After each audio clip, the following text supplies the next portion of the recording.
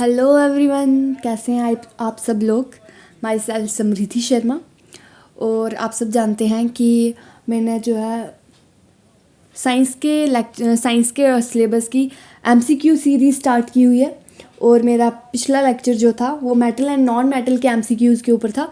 और मेरा आज का लेक्चर जो है एमसीक्यू हैं डिजीज़ के ऊपर, जिसमें हम नॉन कम्युनिकेबल और कम्युनिकेबल डिजीज़ के ऊपर जो बेस्ड एमसीक्यूज़ हैं वो सॉल्व करेंगे। तो इसमें जो है आपको इस वीडियो से पता लग जाएगा कि JKSSB किस टाइप के क्वेश्चंस पूछती है और आपको किस टाइप के क्वेश्चंस जो हैं पेपर में पूछे जा सकते हैं। आई होप आपको ये वीडियो लेक्चर पसंद आए और आई होप कि आपको इन्हीं में से क्या पता कोई ना कोई क्वेश्चन आ जाए। तो चलिए आज का लेक्चर स्टार्ट करते हैं। तो हमारा जो ये पहला क्वेश्चन है वो ये है कि Alzheimer's and osteoporosis are examples of. जो अल्जीमर डिजीज़ होती है वो और जो ऑस्टियोपोरोसिस डिजीज़ होती है, इन जिसको साइलेंट किलर भी कहते हैं, वो किसकी एग्जांपल है। पहला बोलता है कम्युनिकेबल डिजीज़ की एग्जांपल है, दूसरा बोलता है नॉन कम्युनिकेबल डिजीज़ की एग्जांपल है, तीसरा बोलता है डीजनरेटिव डिजीज़ है और फोर्थ बोलता है नन ऑफ द अबव। मैंने डिजीज़ के ऊपर 3 वीडियोस चढ़ाई हुई हैं, तो आप वो वीडियो जाकर देख सकते हैं। उनमें आपको सारे लेक्चर्स में सारा सब कुछ अवेलेबल है, सारा कंटेंट है वहाँ पर। आप वो वीडियोस लेक्चर जाके देखें और उनमें आपको पता लग जाएगा कि ये कौन सी डिजीज़ है। पहले वो लेक्चर्स देखें, फिर उसके बाद ये MCQs जो हैं सॉल्व करिए।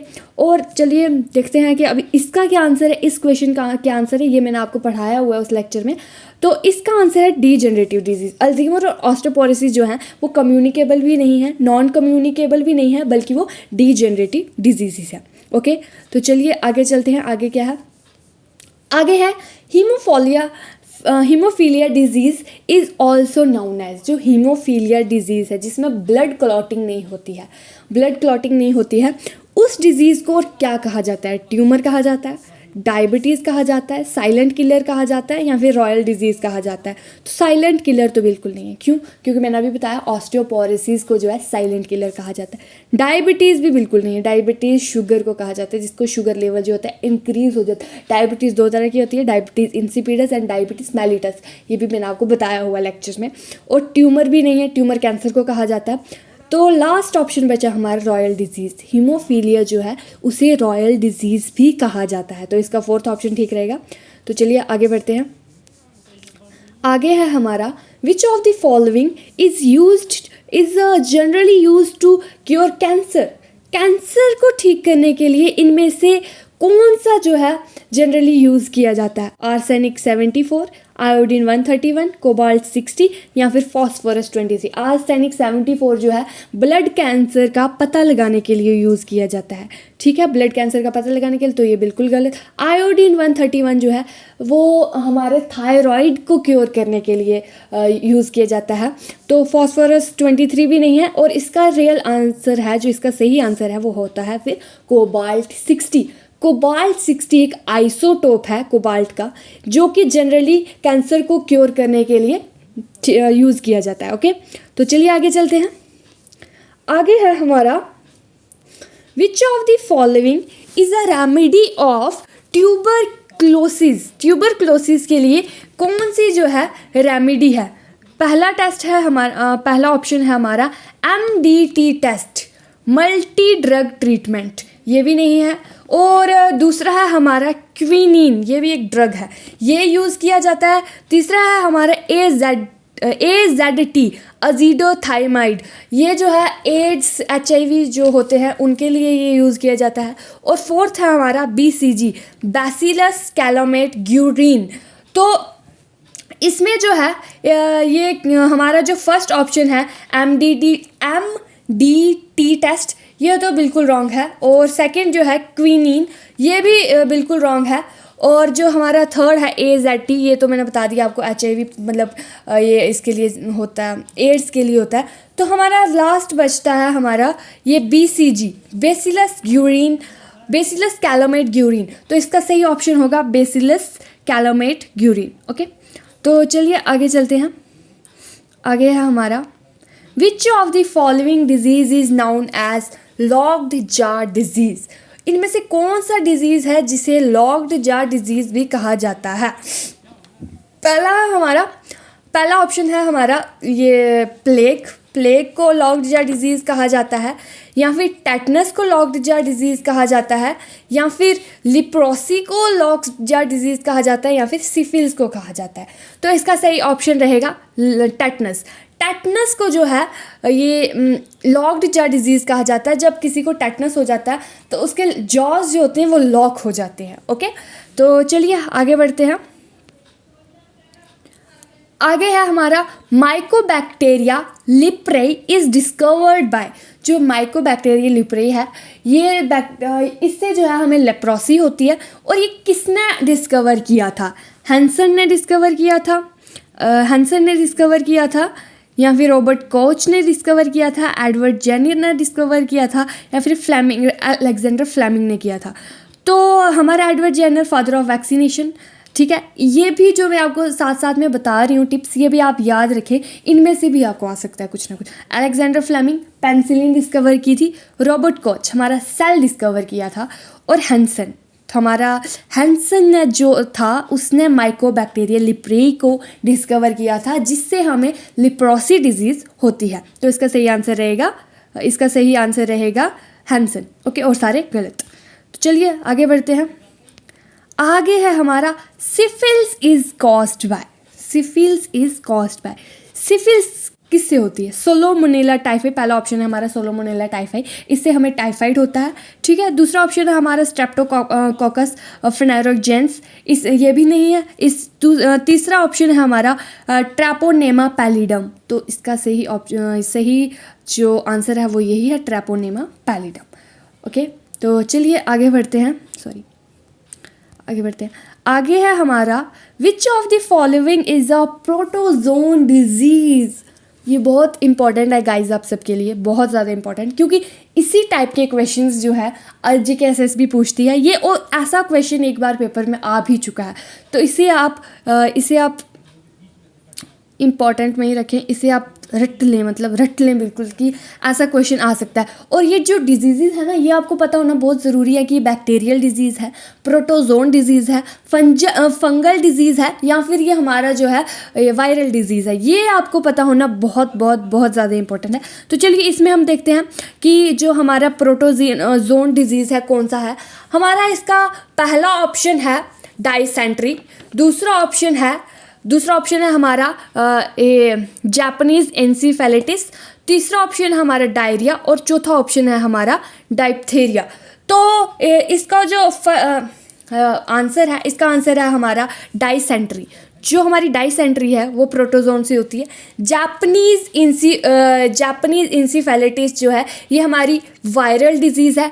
डायरिया जो है हमारा बैक्टीरिया, ये भी हमारा वायरल डिजीज़ है, ये रोटा वायरस से होता है। और जापानीज इंसीफेलिटिस जो है ये जेई वायरस से होता है। और डाइप्थेरिया जो है हमारा ये बैक्टीरियल डिजीज़ है। ओके, तो चलिए आगे बढ़ते हैं। आगे है हमारा, ये भी गाइस बहुत बहुत बहुत ज़्यादा इंपॉर्टेंट है, एलिसा टेस्ट। मतलब कि इसको आप स्टार लगा दो, क्योंकि ये बहुत ज़्यादा इंपॉर्टेंट है आपके एग्जामिनेशन पॉइंट ऑफ व्यू से, क्योंकि जेकेएसएस भी ऐसे क्वेश्चंस भी बहुत बार पूछ चुकी है। ये क्वेश्चन बहुत बार पूछ चुकी है। एलिसा टेस्ट जो है किसकी डिटेक्शन के लिए यूज़ किया जाता है? ऐसा कौन सा डिजीज़ है जिसका पता लगाने के लिए एलिसा टेस्ट जो है किया जाता है? तो पहला ऑप्शन है हमारा पोलियो, दूसरा ऑप्शन है हमारा स्मॉल पॉक्स, तीसरा ऑप्शन है हमारा एड्स, और चौथा ऑप्शन है हमारा कैंसर। और एलिसा की फुल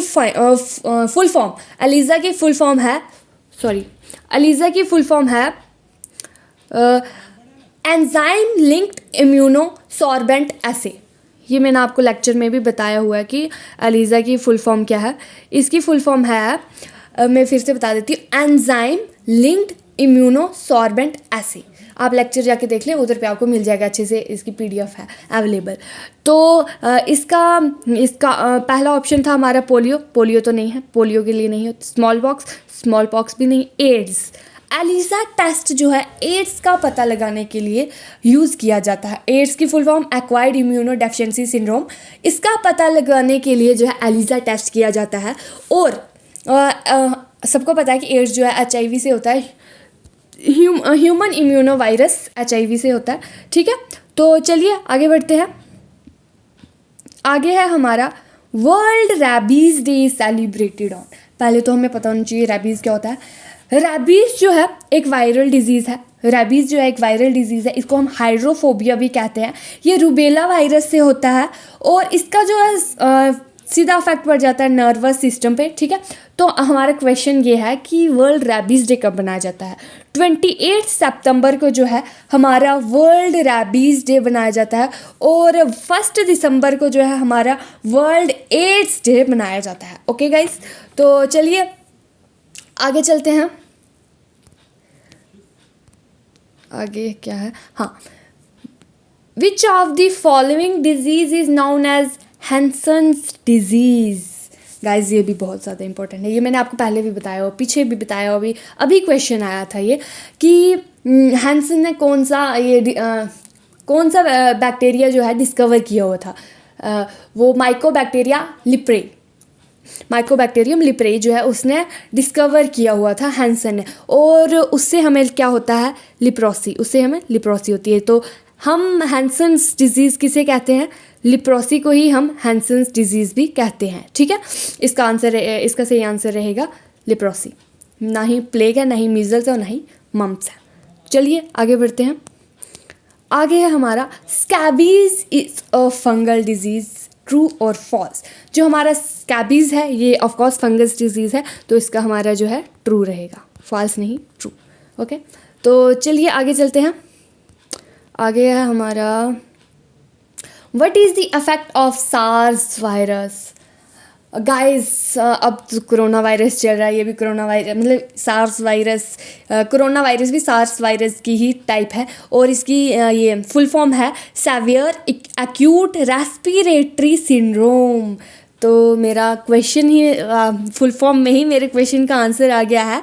तो कि सार्स वायरस की जो फुल फॉर्म है ये है सेवियर एक्यूट रेस्पिरेटरी सिंड्रोम, और मेरा क्वेश्चन भी यही है कि सार्स वायरस का अफेक्ट हमारी बॉडी के कौन से पार्ट पे होता है, ब्रेन पे होता है, स्प्लीन पे होता है, या फिर ये रेस्पिरेटरी सिस्टम पे होता है, या फिर होल बॉडी पे इसका अफेक्ट होता है। तो इसका अफेक्ट जो हमारे रेस्पिरेटरी सिस्टम पे होता है। अब कोरोना वायरस चल रहा है तो गाइज ये क्वेश्चन भी आपको आने के बहुत चांसेस हैं, तो आप ये क्वेश्चन भी अच्छे से देख लें। इसका जो हमारा सार्स वायरस, इसका अफेक्ट हमारे रेस्पिरेटरी सिस्टम पर होता है। ओके, तो चलिए आगे चलते हैं। आगे क्या है, विच of the following is a viral disease of salivary gland. Salivary gland जो होता है हमारे मुंह में पाया जाता है, बक्कल कैविटी में होता है। तो इससे मतलब कि ऐसा कौन सा वायरल डिजीज़ है जो सलाइवरी ग्लैंड में होता है। हमारा कफ सलाइवरी ग्लैंड में नहीं होता है, तो वूपिंग कफ वो भी सलाइवरी ग्लैंड में नहीं होता है, डायप्थेरिया वो भी नहीं। मम्प्स जो होता है, मम्प्स हमारा जो है वो सलाइवरी ग्लैंड पर अफेक्ट करता है। जो मम्प्स है वो सलाइवरी ग्लैंड पर अफेक्ट करता है, इसको हम टॉन्सिल्स भी कहते हैं। कोई कहता है ना हमें टॉन्सिल्स हो गए हैं, इसका सलाइवरी ग्लैंड पर अफेक्ट होता है।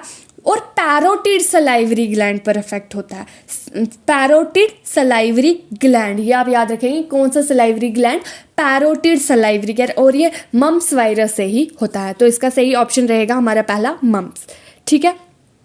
तो आगे चलते हैं। आगे क्या है, आगे है हमारा yellow fever affected which part of the body. हाँ, yellow fever affected which part of the body, ये भी एक टाइप का फीवर ही होता है, ये भी एक टाइप का फीवर होता है और ये येलो फीवर वायरस से ही होता है। ये भी एक वायरल डिजीज़ है, इससे जो है फीवर होता है, हेडेक होती है और वॉमिटिंग होती है, और ये जो है हमारे स्प्लीन को अफेक्ट करता है। हमारे क्वेश्चन का आंसर भी यही है कि कौन से पार्ट ऑफ द बॉडी का अफेक्ट करता है। ब्रेन को भी नहीं करता है, स्प्लीन को करता है, लीवर को भी नहीं करता और स्टोमक को भी नहीं करता, हमारे स्प्लीन को अफेक्ट करता है येलो फीवर।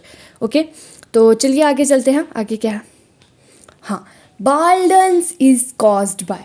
बाल्डन्स ऐसा एक फंगल डिजीज़ है ये बाल्डन्स, ये किससे कॉज होता है। पहला है हमारा रोटा वायरस, मैंने पहले ही बता दिया एक फंगल डिजीज़ है, तो रोटा वायरस तो बिल्कुल कट।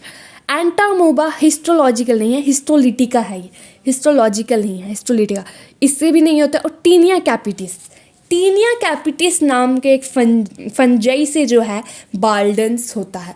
और हमारा फंजाई जो है RH विटेकर ने ये डिस्कवर किया था। तो आज का हमारा लेक्चर यहीं पे कंप्लीट होता है। Thanks for watching.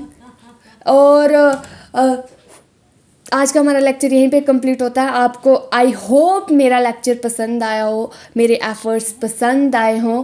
और अगर आपको मेरे एफ़र्ट्स पसंद आए हैं तो प्लीज़ हमारे चैनल को सब्सक्राइब करें, ज़्यादा से ज़्यादा मेरी वीडियो को लाइक करें, शेयर करें और कमेंट करें।